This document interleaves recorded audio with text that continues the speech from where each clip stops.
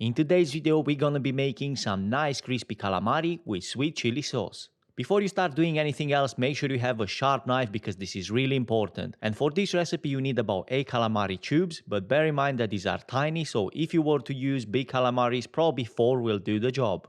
First we need to cut the calamari open, and after that we scrape all that surface because it's got some sort of thick jelly on it and we don't want this in our dish.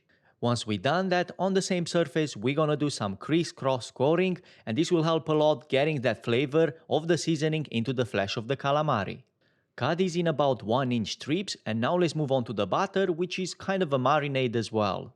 You need 1 whole egg and about 100 milliliters of buttermilk. Now if you don't have buttermilk, you could technically replace it with normal milk or simply skip it entirely and use only the egg. Now when it comes to seasoning, I'm using a quarter of teaspoon of salt, a good pinch of freshly grounded black pepper, a quarter of teaspoon of cayenne pepper to give you a bit of a heat, and as always a bit of smoked paprika, about a quarter of teaspoon.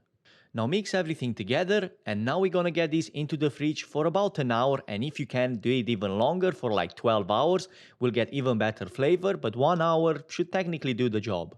For the dredge, I'm using a combination of half plain flour with half corn flour. So in this situation, 3 tablespoons of plain flour and 3 tablespoons of corn flour. As seasoning, I'm going with half teaspoon of salt and about a quarter of teaspoon of freshly grounded black pepper. Once you mix everything together until well combined, you can set a pan on medium-high heat and add about a half liter of veg oil.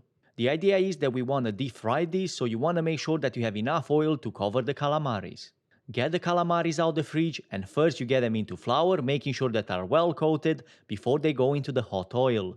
And we are to cook these until they become golden brown in color. This shouldn't take longer than 3-4 minutes. And once you get them off the heat, put them on a kitchen paper so it absorbs some of that excess oil. If you have a wedge of lime or lemon, squeeze it there, it will really help cutting through that fat from deep frying. And now serve them immediately with sweet chili sauce or your preferred dip.